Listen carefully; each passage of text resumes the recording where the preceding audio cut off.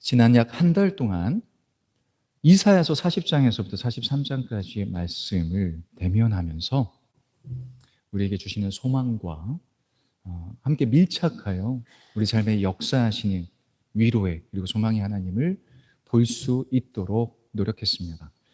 그 중에 가장 많이 빈번하게 인용되었던 말씀이 예레미야서였던 것 같습니다. 예레미야서는 구약 전반에 걸쳐서 가장 마지막 시대에 다다른 시대상이기도 하고요.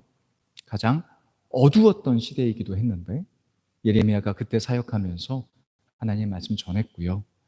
이사야서에서 미리 예언되었지만은 그것을 끝으로 하나님은 신약의 시대를 펼쳐가기 위한 큰 그림들을 그려 가십니다. 그래서 오늘은 예배 전에 함께 찬양을 부르기 전에 말씀드렸듯이 예레미야서 전반에 걸쳐서 예레미야라는 사역자가 어떻게 하나님과 긴밀한 유대감 안에서 하나님과 함께 했으며 그 결과 보여주셨던 소망이 무엇인지 그것도 우리의 삶에 어떻게 적용해야 될지 교훈 받도록 하겠습니다. 예레미야는 요시야 왕 13년에 사역을 시작했다라고 되어져 있습니다. 요시야 왕은 좋은 왕이었습니다. 그 선대 왕이 므낫세 왕이라고 하는데 므낫세 왕은 구약 전체를 통틀어서 1, 2위를 다투어요. 악독하기로. 므낫세 왕의 폭거에 시달렸던 백성들이 요시야 왕과 함께 종교 개혁을 단행합니다. 그와 함께 예레미야 선지자가 동역했죠. 그런데 요시야의 활동이 그리 길지 못하고 어떠한 전투에 참여하게 되면서 유명을 달리합니다. 죽고 말아요. 예레미야가 요시야 왕과 함께 하던 시기를 거쳐서 무려 40년 동안 5명의 왕을 거칩니다. 일단은 요시야 왕이 있죠. 그 다음에 여호아스, 여호야김, 여호야긴, 그 다음에 시드기야 왕. 이렇게 5명의 왕을 맞이하고 또 보내면서 힘들고 어려운 사역을 계속 이어갑니다. 고난이 많았고 그래서 예레미야의 별명이 눈물의 선지자입니다. 어쩌면 이렇게 힘들게 사역을 했을까? 먼저 그 시대의 사회상을 들여다보는 것이 좋겠습니다. 하나님은 구약시대 내내 세 개의 직분을 통해서 이 직분자들이 백성들을 다스리고 하나님의 마음을 품고 이들을 이끌 수 있도록 배치하셨습니다. 왕과 제사장과 선지자입니다. 왕은 정치적으로 당연히 백성들을 잘 이끌고 리더십을 발휘해야겠죠. 제사장은 구약은 성막 공동체이지 않았습니까? 하나님과 인간 사이에 떨어진 단절된 이 관계를 제사장의 제사와 예배를 통해서 연결시킬 수 있었습니다. 역할이 크죠. 율법을 가르치기도 하고 예배와 제사를 통해서 우리를 하나님과 연결시켜주는 그런 역할을 했습니다. 중요한 리더십이었습니다. 선지자는 말 그대로 먼저 선자의 알지자예요. 하나님의 마음과 메시지를 먼저 알고 실시간으로 우리 백성들에게, 이 사람들에게, 서민들에게 하나님의 지금 뜻은 이러합니다. 하나님의 마음은 이렇습니다를 스피커 역할을 하는 자들이었습니다. 그래서 이 삼각편대, 이 세 명의 리더십들이 이 삼각구도가 굉장히 중요했죠. 예수님이 이 땅에 오셨을 때도 예수님의 삼직이라고 해서 왕직, 제사장직, 선지자직으로 활동하셨어요. 중요한 개념이죠. 그러면 예레미야 시대 때에 왕과 제사장과 선지자는 하나님의 마음을 품고 잘 사역했을까? 하나님의 평가를 한번 볼까요? 예레미야서 22장에 보니까 왕에 대해서 이렇게 평가를 합니다. 불의를 행하며 피를 흘리며 이웃을 억압하고 포악하게 하며 내 눈과 마음이 탐욕과 무죄한 피를 흘리며 압박과 강포를 행하려 할 뿐이니라. 당시 여호야김에게 평가한 하나님의 메시지입니다. 왕이 사리 사욕에 취해 있고 백성들을 억압하고 횡포를 일삼습니다. 왕이 잘 못했죠. 두 번째로 그러면 제사장들과 선지자들은 왕이야 그렇다 치고 백성들의 정식적 지주를 맡고 있는 그럼 나머지 리더십들은 어떠했을까? 예레미야 5장의 평가입니다. 이 땅에 무섭고 놀라운 일이 있다. 선지자들은 거짓을 예언하며 제사장들은 자기 권력으로 다스리며 내 백성은 그것을 좋게 여기니 마지막에는 너희가 어떻게 하려 하느냐. 하나님의 이 심정을 예레미야가 선포하고 있습니다. 예레미야 5장이니까 초두죠. 사역의 초반기부터 일생 동안 이 맥락으로 왕에게, 제사장에게, 선지자에게, 그리고 백성들에게 예레미야가 줄기차게 얘기합니다. 선지자들은 거짓을 예언합니다. 하나님의 뜻을 받들어서 하지 않습니다. 잠시 후에 그 선지자들의 내용을 얘기할 거고요. 제사장들은 의존도가 크죠. 제사장이 아니면 하나님과 연결될 수 없으니 권력이 되어버려졌습니다. 그래서 제사장들은 자기의 권력으로 백성들을 다스렸습니다. 그런데 이게 문제입니다. 백성들이 그것을 좋게 여겼답니다. 그도 그럴듯이 당시 남유다 땅, 이제 북쪽은 멸망했습니다. 이제 남유다만 남아 있습니다. 그들의 삶이 어떠했는가? 정치, 경제, 외교적으로 안정된 시기였었어요. 아이러니하죠? 이렇게 갈리는 거예요. 하나님이 보시기에는 영적으로 부패해 있고 이렇게 어그러져 있는데 삶이 괜찮은 거예요. 이 백성들이 생각할 때 왜 좋게 여겼는가? 왕도 이 정도면 우리나라를 잘 다스리고 있어. 우리도 대통령을 뽑을 때 경제적으로 정치적으로 능력 있는 사람을 뽑으려고 하지 않습니까? 그러다 보니까 왕이 잘 다스린다. 외교적으로도 당시에 아수르라는 제국이 북이스라엘을 멸망시키게 했습니다. 근데 대제국인 아수르가 애굽이라는 나라, 이런 주변 강대국들이 또 아수르를 멸망시키고 그런 국제 정세에 따라서 애굽이라는 안정된 큰 나라와 이스라엘이 꽤 관계가 좋았단 말이에요. 경제적으로도 안정적이고 외교적으로도 우리가 큰 위협이 없단 말이에요. 자, 그러면 제사장들과 선지자들은 어떻게 이걸 해석하겠어요? 예레미야는 줄기차게 우리가 잘못하고 있습니다. 영적으로 우리는 하나님의 시선에서 벗어나고 있습니다라고 외치는데 제사장들과 선지자들, 왕도 그렇죠. 백성들이 하나같이 예레미야를 꾸짖습니다. 예레미야가 오히려 거짓 선동가가 되어집니다. 자, 선지자들과 제사장들이 뭐라고 얘기해요?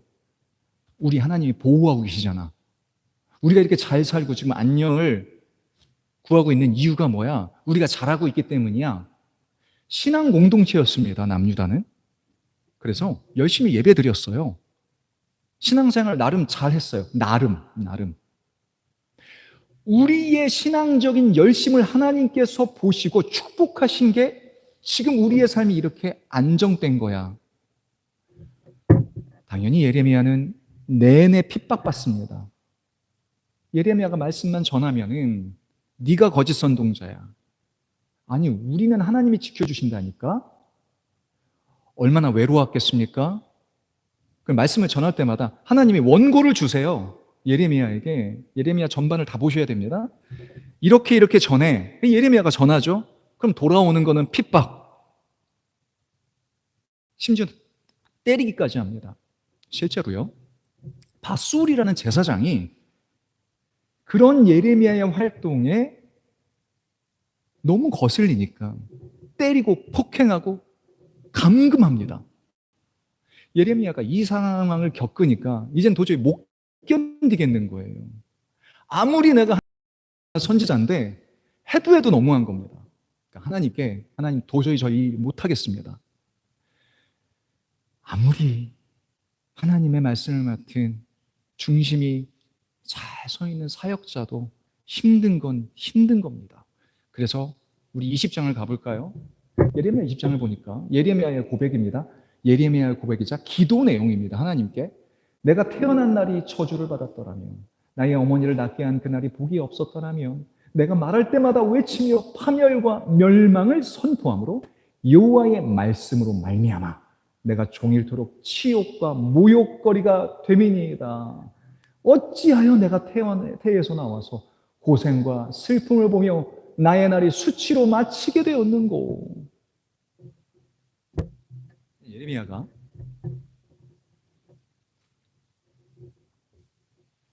세상에 좀 사역을 하면 뭔가 열매가 있으면 좋잖아요. 이거는 말씀을 전하면 와서 때리고, 중심을 다해서 사역을 하면 어디에도 위로받을 공간도 없고 방문 걸어 잠습니다. 그래서 하나님, 난 이제는 도저히 못하겠습니다. 하나님 말씀을 전하는데 내가 이렇게 힘들게 사는 것, 여기까지인 것 같습니다. 심지어 예레미야는요, 장가도 못 가게 하세요. 아이, 참 안쓰러워요. 예레미야, 네가 장가 가면 네 처자식 어떻게 할래? 네 가정이 불행해. 그래서였던 것 같아요. 이렇게 쓰임받아요. 아무도 없는데 예레미야 혼자 하나님의 마음입니다. 방문 걸어 잠고 그대로 이렇게 고백을 하고, 이게 기도예요. 예레미야서를 보면은 예레미야서 내내, 예레미야가 구약 성경 중에 가장 두껍습니다. 이사야서가 66장까지고 예레미야서가 58장이지만 분량은 제일 많아요. 그런데 내내 이 마음입니다. 자, 그런데 잠시 후에 또 확인은 하겠지만 예레미야의 이 부르짖음과 이 원망과 이 하나님께 대한 이 울부짖음의 이 성질과 내용을 잘 보아야 됩니다. 하나님이 이렇게 방문 걸어 잠그고 방 안에서 도저히 이제는 안 할게요. 못하겠어요. 나 그냥 내버려 두세요라고 뒤집어졌는데 세상에 웬걸요. 예레미야 20장 9절을 보니까 내가 다시는 여호와를 선포하지 아니하며 그의 이름으로 말하지 아니하리라 하면 나의 마음이 불붙는 것 같아서 골수에 사무치니 답답하여 견딜 수 없나이다. 무슨 소리인가? 도저히 못하겠습니다. 나 이제 안 할게요. 그런데 성령이 임하신 거죠. 강권하셔서 말하지 않으면 또 안 되도록 북돋아 주시는 겁니다. 그래서 또 에휴 어쩔 수 없이 또 나가요. 이러한 삶의 연속인 거죠. 그래서 보면 예레미야의 사역이 참 안쓰럽고 짠하기도 하지만 근데 이게 하나님이에요. 아까도 말씀드린 대로 예레미야한테 원고를 주시잖아요. 그러니까 주실 때마다 예레미야가 또 이 말씀 전하라고요. 하나님, 하나님 진짜 이제 진짜 못하겠습니다라고 얘기하는 건 힘드니까. 그런데 예레미야는 한 번도 그 소명의식을 버린 적이 또 없어요. 하나님의 일꾼이라는 이 소명감과 사명을 또 버린 적은 없습니다. 왜냐? 옆에서 자꾸 감동을 주시니까 이 싸움을 계속하고 있는 겁니다. 자, 여러분, 이렇게 이 정보를 우리가 전제하고 오늘 본문을 보면은 색다르게 또 보이게 됩니다. 오늘 예레미야서 33장 1절부터 3절까지는 이러한 예레미야와 하나님의 사이, 그 유대감, 그리고 그 시대의 상황을 전제하고 봐야 됩니다. 우리 33장을 다시 한번 그러면 짚어보겠습니다. 예레미야가 아직 시위대 뜰에 갇혀 있을 때에 여호와의 말씀이 두 번째로 임하였습니다. 아직이라는 표현이 나오네요. 그리고 시위대 뜰에 갇혀 있다라고 나옵니다. 예레미야가 또 말씀 전하다가 잡혀갑니다. 흠씬 두들겨 패고 감옥에 가두어요. 시위대 뜰, 오늘날로 따지면 경호부대의 감옥에 갇힙니다. 근데 아직이라 32장에 가보면 이 시위대들에 갇히는 내용이 나오고 거기서 첫 번째 말씀이 또 임하는데 아직이라고 보니까 지금은 그 감금 상태가 꽤 오래 지속되나 봐요. 자, 2절 갈게요. 이 일을 행하시는 여호와, 그것을 만들며 성취하시는 여호와, 그의 이름을 여호와라는 이가 이와 같이 이르시도다. 자, 이제 3절로 가야 되는데 그 전에 하나님의 위상을 다시 한번 확인시키셔요. 예레미야가 그동안 말씀을 전하면서 아까도 20장에서 자기의 삶을 저주하면서까지 내가 왜 태어났기에 이러한 일을 겪는가, 그러면서 무슨 말을 해요? 매번 내가 전하는 말씀은 하나님의 심판이고 징계이고 어두운 말씀이니까 얼마나 힘들었겠어요, 본인도. 하나님, 저는 맨날 이래야 됩니까? 였잖아요. 근데 2절에서 내가 이를 성취하는 여호와지 않니? 나의 계획과 너의 시야에서 보지 못하는 큰 일이 있는데 3절, 너는 내게 부르짖으라.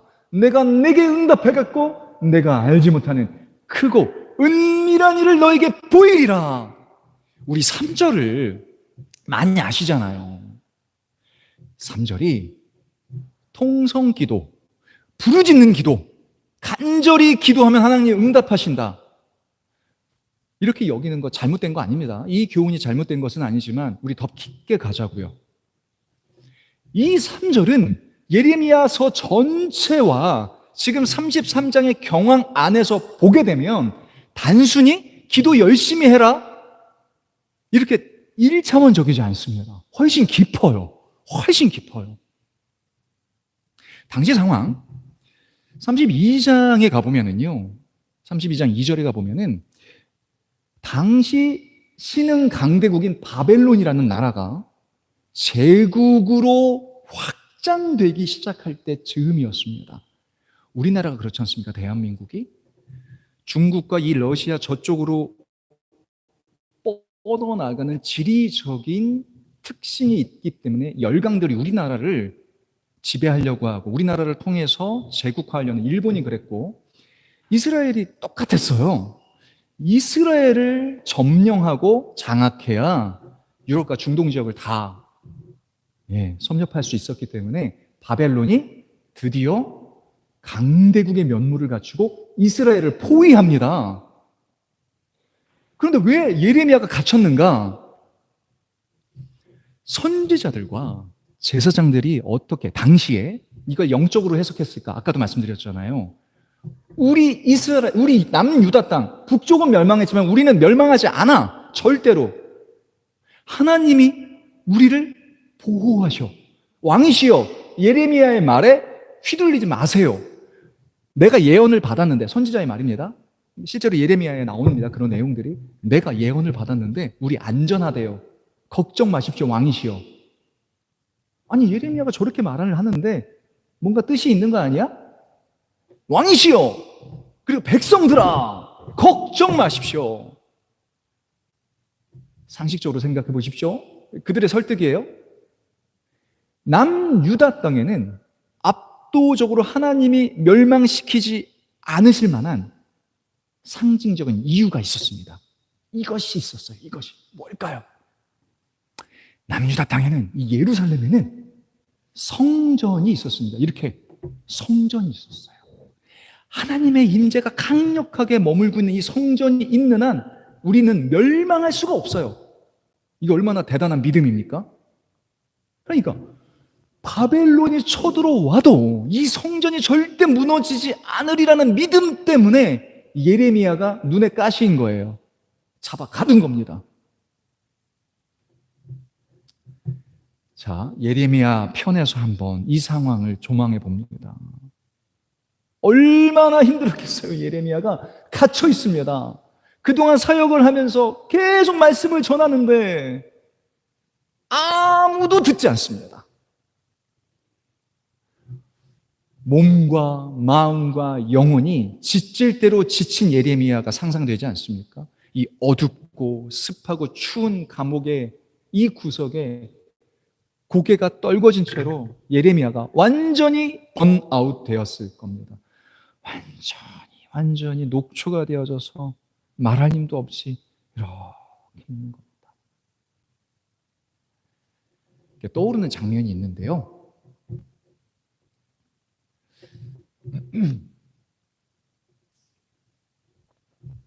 그 우리나라에 엄홍길 씨라고 하는 그 산악가가 있으시잖아요. 위대한 산악가로 이미 세계적으로 인정받는 그분이 에베레스트 산을 정복했을 때의 이 실화를 영화로 만든 게 있더라고요. 잠시 그 장면이 떠올라지는데, 그 모든 역경을 딛고 한바자가마자 산 위 정상을 향해서 올라가다가 이제 대원 하나가 남았어요. 두 명이 이제 200m 앞만 가면은 바로 위에 고지가 있는 겁니다. 정상에 등반하는 겁니다. 일기가 갑자기 안 좋아져서 200m를 앞두고 대원과 함께 이렇게 추위에 떨면서, 얼마나 추웠겠습니까? 영하 막 40도, 50도가 육박하는 그곳에서 날씨가 풀리기를 기다리는데 밤을 맞이합니다. 엄홍길 씨야 베테랑이고 이런 상황에 대한 어떤 충분한 경험이 있겠죠. 옆에 대원이 추위와 졸음에 못 이겨서 이렇게 꾸벅꾸벅 졸고 있으니까 뺨을 때리면서 정신 차리라고, 깨어 있어야 된다고, 너 이러다 죽어! 정신 차려! 흔듭니다. 그러다가 네 하면서 또 졸고, 야! 너 먹고 싶은 음식 뭐야? 생각해봐. 그걸 이제 일깨워야 되니까. 김치찌개 먹고 싶고, 순댓국, 그 막 빈대떡 이런 거 막. 그렇게 대화를 하다가 또 꾸벅꾸벅 졸면은, 야, 너 나한테 그동안 서운했던 거 뭐 이렇게 얘기하고 싶은 거 있으면 해봐. 정신 바짝 차리고, 안 그래도 대장님 너무 고집불통이고, 그동안 진짜 마음에 안 드는 게 막 있었어요. 얘기를 하면서 같이 시간을 보냅니다. 왜요? 어떻게든 깨워야 되니까. 정상이 바로 앞이야. 그동안 우리가 지내왔던 시간들, 여기까지 왔던 시간들을 생각해봐. 너는 안 보이겠지만 바로 위라니까. 정확히 그 지점에서 하시는 말씀이 3절입니다. 내게 부르짖으라. 단순한 기도를 하라라는 얘기하고는 좀 더 깊은 거죠. 예레미야야, 저기 감옥 구석에서 고개를 떨고 있는 그에게 하나님께서 뺨을 때리시는 거예요. 정신 차리라고, 깨어 있어야 된다고. 안 돼, 일어나야 돼. 예레미야야, 아직 네가 할 일이 남아있어. 정신 차리고 깨어 있어야 돼. 이제부터. 그래서 2절에서 말씀하셨잖아요. 내가 일을 계획하고 성취하시고 행할 텐데 너에게 이 알지 못한 크고 은밀한 일을 보여줄 테니 정신 차려. 제발 일어나야 돼. 이 말씀을 하고 계신 거예요. 자, 여기서 한번 주목해 보시면, 네가 알지 못하고 크고 은밀한 일이에요. 그동안 예레미야는 하나님의 말씀을 받아서 대언하는 역할을 했습니다. 백성들과 왕과 제사장과 선지자들에게 하나님의 말씀을 전하는 역할이에요. 그런데 이걸 보면 네가 알지 못하는 일을 보여줄게, 너에게. 그러므로 하나님께서 예레미야에게 지금 보여주시고자 하는 것은 1번, 예레미야를 위해서인 거죠. 예레미야가 맨날 심판을 전하고 하나님의 징계를 전했는데, 예레미야야, 나는 사실 이러한 일을 계획하고 있어. 우리가 지난주에 설립주년을 맞이하며 이사야서 40장 28절로부터 31절을 보았지 않습니까? 소년도 피곤에 쩌들어 있고 장정도 무기력함에 고개를 떨구고 있을 때 하나님께서 다가와 주셔서, 힘내, 여호와를 앙망한 자에게는 독수리 날개침 같은 힘으로 이끌어 하늘을 날게 할 거야. 오늘 성가대가 불러주신 찬양, 지난주 주제가를 이렇게 불러주셔서 너무 감사하고 오늘 말씀과도 이렇게 연결이 돼요. 가사에 보시면 실제로 이사야서 40장 31절을 주제로 만들어진 찬양이죠. 주 품에 나를 이끄소서, 그 품에 있는 자가, 가사를 보시면 주와 함께 날아오르리예요. 새 힘을 줄 텐데, 독수리 날개침 같은 힘을 너에게 준다라는 것은 그 사람을 품에 안고 하나님께서 날아올라라는 얘기입니다. 하나님께서 예레미야야 정신 차려. 너에게 남은 힘이 없지. 요만큼 남은 힘을 어디에다 쓰라고요? 나를 앙망하고 부르짖는 데 써. 아마도 예레미야가 그랬을 거예요. 뺨을 때리고 하나님 좀 너무 힘들어요 이러고 있을 때 네, 부르짖으라고요? 이 얘기는 뭐냐? 기도하라는 거죠. 물론 기도하라는 건데 더 근본적으로 보자고요. 나와 소통하자. 예레미야야, 그동안 너와 나는 소통했잖아. 너와 나는 깊은 유대감으로 함께 했잖아. 선지자가 이 땅에 몇 명이니? 저렇게 많은 선지자들 내 뜻으로 예언하는 사람은 하나도 없어. 제사장 다 부패했어. 왕 저렇게 부패하고 썩었잖아. 그런데 예레미야야, 유일하게 너만은 깨어 있었잖아. 그동안 나와 함께 했잖아. 이 소통을 지금 멈추면 안 된다니까.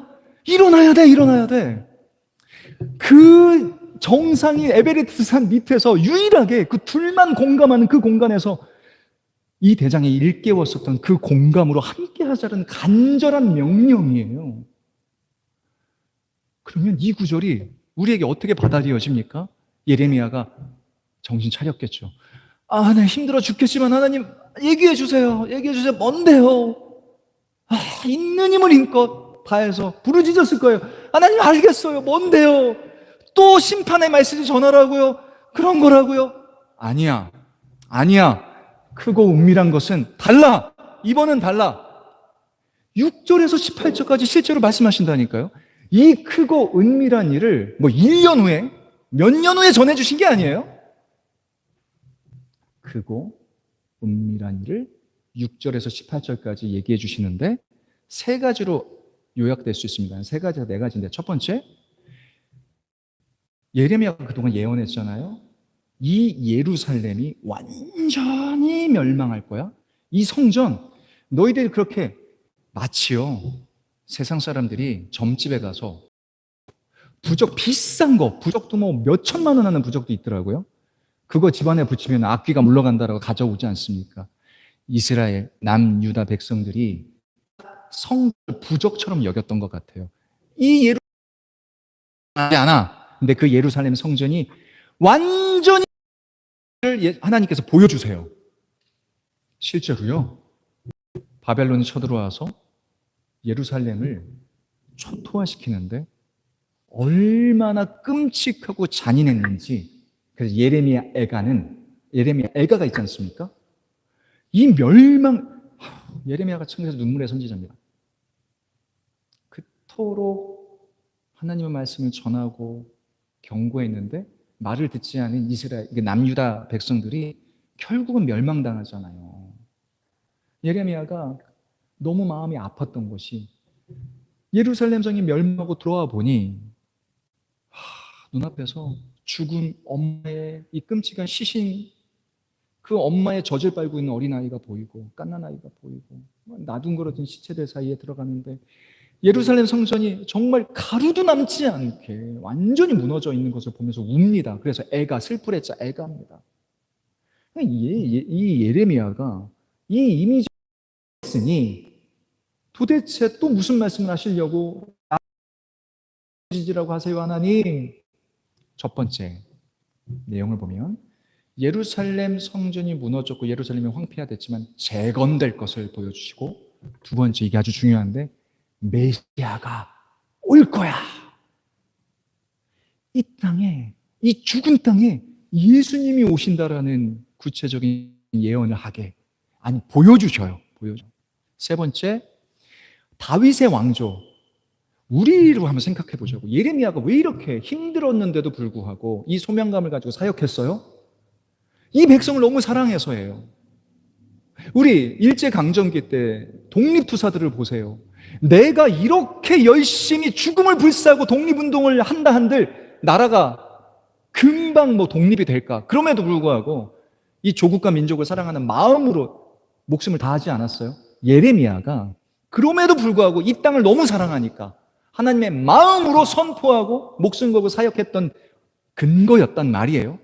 우리가 보기에는 예루살렘 성전이 재건됩니다. 메시아가 옵니다. 그리고 다윗의 왕조가 끊어지지 않습니다. 이 나라가 지속될 겁니다.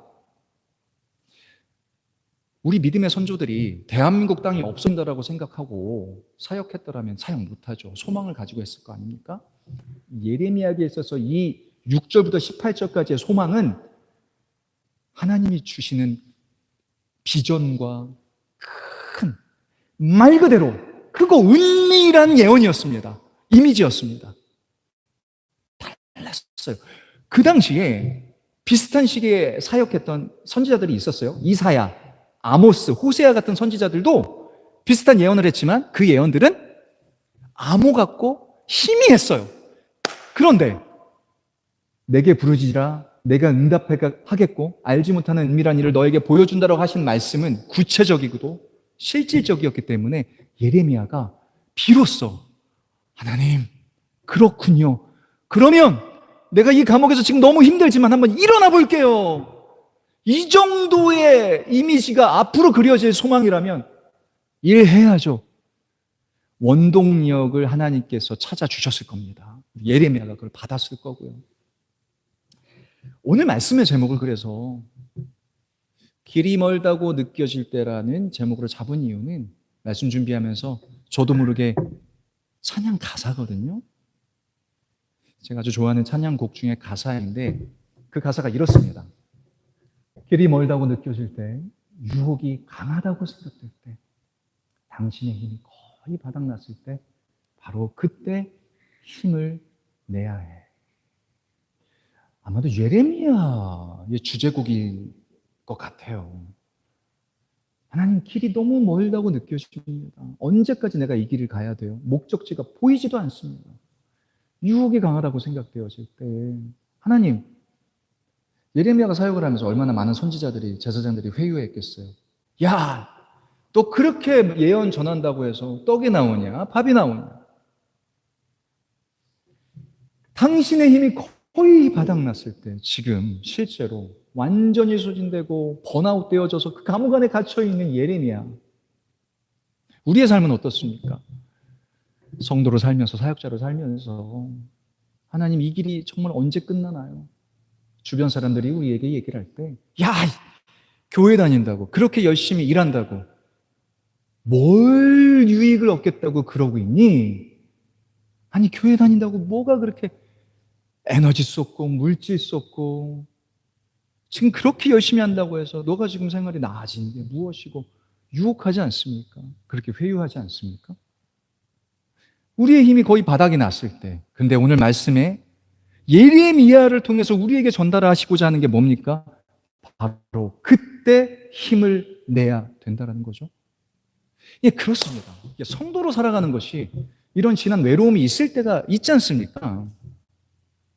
가정 안에서 나만 혹시 신앙생활을 한다든가, 여러 가지 사회생활을 하고 우리가 발 딛고 따는 세상에서 이러한 상실감, 이러한 좀 막막함, 하나님이 이제 좀 버티기가 힘듭니다 할 지점이 생길 때에 하나님께서 말씀하시는 건 그때 바로 네가 힘을 내야 될 때야. 정신 차려. 내가 우리들한테 하시는 말씀입니다. 남들이 보지 못하는 너의 삶에 크고 은밀한 일을 보여줄 거야. 이런 위로예요. 여기서 말씀하시는 크고 은밀한 일을 생각해 봅시다. 예레미야의 외로움을 생각하면은요, 참 이게 아무도 주변에 가족도 없잖아요. 얼마나 외로웠겠어요. 예레미야가 유일하게 기댈 수 있고 의지하는 대상 딱 하나님밖에 없었습니다. 근데 바꾸어 생각해 보니까 하나님도 예레미야밖에 없네요. 하나님의 입장에서도 아무도 없는데 예레미야와 함께 동역하는 거예요. 그러니까 흔드는 거죠. 예레미야야, 너밖에 없는데 좀 힘내다고. 그래야 이 나라가 살고 너의 삶에 이러한 소망이 있다는 걸 내가 알려주고 싶어 그동안 힘들었지. 예레미야 전반을 보면 아까도 말씀드렸듯이 예레미야가 얼마나 울부짖고 하나님 못하겠습니다. 근데 오해하시면 안 되는 게 그만큼 하나님과 유대감이 깊었던 거예요. 하나님 도저히 못하겠습니다. 울부짖을 때마다 하나님이 끝끝내 일하게 하세요. 성령의 감동을 주세요. 신앙생활, 이 외로움과의 싸움인 것 같습니다. 누가 알아주건 말건 우리 눈에 보이지 않는 하나님이시잖아요. 우리의 울부짖음이 때로는 공허할 때가 있지 않습니까? 지금 시위대들에 갇힌 예레미야를 생각해 봅시다. 기도 안 했겠어요? 근데 아직 시위대들에 갇혀 있을 때 하나님, 나 이게 너무 힘든데 하나님 뭐 하고 계세요? 꺼내주시다든가 아니면 상황을 바꿔주신다든가. 그럴 때 바로 힘을 내야 될 때라고 다가와 주셔서 뺨을 때리시면서 흔드시면서 끝까지 함께 하자야 다가와 주신 하나님이실 줄 믿습니다. 바로 그때 힘을 내야 될 때인 줄 믿습니다. 우리의 외로움과 우리의 먼 길에 대한 아득함, 그 유혹과의 싸움에서 우리가 의연하게 그래도 이 길을 갈 수 있는 이유는 이 말씀의 약속 때문 아닐까요? 우리가 예레미야보다는 좀 덜 하죠. 그래도 예레미야 같겠습니까? 그럼에도 불구하고 우리의 삶은 어쩔 수 없습니다. 사역자로 살면서 어쩌겠어요. 그 길을 가야죠. 뭐 때문에 갑니까? 그래도 이렇게 크고 은밀한 일을 우리에게 보여주시는 그 소망 때문 아닐까요? 그리고 봐야죠. 한번 독수리처럼 올라가서 한번 보고 와야죠. 우리 그래서요, 지금 삶에 우리 경황에 보여지는 일에 일희일비하지 말자고요. 멀리 보고 깊이 보자고요. 지금 너의 삶의 상실감, 박탈감, 외로움, 나와 함께 올라가서 한번 봐. 예비된 축복이 있으니 그 지점까지 끝까지 나와 소통해야지. 지금 여기서 완전히 너가 번아웃돼서 저 희면에 있는 중력 속으로 끌려 들어가면 안 돼. 하나님 우리에게 그걸 얘기해 주시는 겁니다. 이 소망 가운데 바로 그때 힘을 내야 됨을 감지하고 하나님께 부르짖는 삶, 소통하는 삶, 가감없이 우리의 마음을 드리는 삶, 소망은 거기서부터 시작됨을 믿습니다.